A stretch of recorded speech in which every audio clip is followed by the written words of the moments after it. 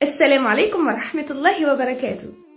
Je fais la deuxième partie concernant la sœur qui a retiré son voile et qui se met sur les réseaux sociaux sans son voile. La première partie concernait le fait de se focaliser sur les péchés des autres et moins sur les siens. Et la deuxième partie sera concernant la baisse de foi. Parce qu'en fait, j'en vois de plus en plus qui croient que parce qu'ils ont atteint un certain degré de science, un certain degré de pratique, ils croient que Allah les a protégés de la baisse de foi et que leur foi restera constante. Mais Aïcha radiallahu anha nous a rapporté plusieurs fois en fait que le prophète sallallahu alayhi wa sallam demandait à Allah de raffermir sa foi. Le prophète sallallahu alayhi wa sallam, le meilleur des hommes, demandait à Allah de raffermir sa foi. Ça veut dire que même le prophète avait peur que sa foi baisse. Et nous, subhanallah, des petits humains misérables, on croit que notre foi, elle va rester intacte tout le temps. Et le prophète alayhi salatu wa sallam a dit aussi que le Shaitan circulait dans notre corps, dans le corps de fils d'Adam, comme circule le sang. Vous vous rendez compte? Enfin, ça veut dire vraiment que le Shaitan, il est avec nous tout le temps. Et il peut nous faire dévier à n'importe quel moment. Et tous les fils d'Adam, il a dit. Le Shaitan circule dans le fils d'Adam comme le sang, il circule.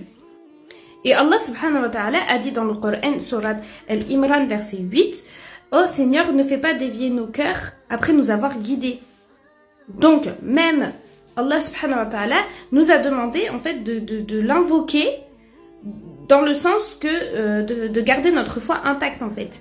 Mais pourquoi nous qui n'avons pas de science, qui faisons des actes vraiment minimes, on croit qu'on va être protégé toute notre vie et que notre foi va rester là en fait. Non, votre foi elle peut rester là et 2 jours après elle peut être là. En fait, tout simplement. Et en fait on croit que ça n'arrivera jamais.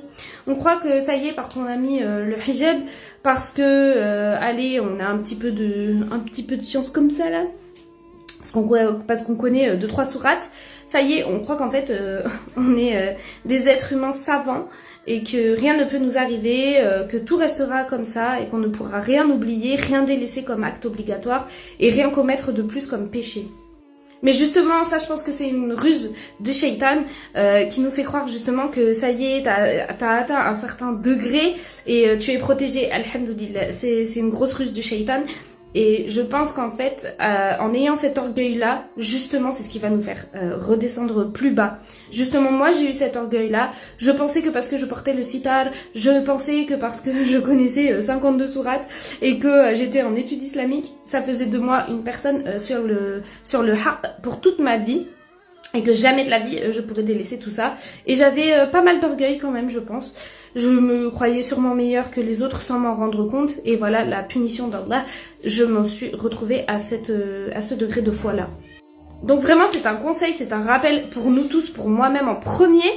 Faut pas se croire protégé, faut pas se croire à l'abri de la baisse de foi. Elle peut atteindre tout le monde, même les meilleurs, même des sœurs qui portent le sitar, qui ne sortent pas de chez elles, qui font que des bonnes œuvres, qui apprennent le Coran tout le temps, qui sont en études islamiques, qui vraiment dédient leur vie à Allah. Même elles peuvent redescendre en bas. Donc voilà, méfiez-vous et demandez à Allah de raffermir votre foi comme le prophète sallallahu alayhi wa sallam le faisait.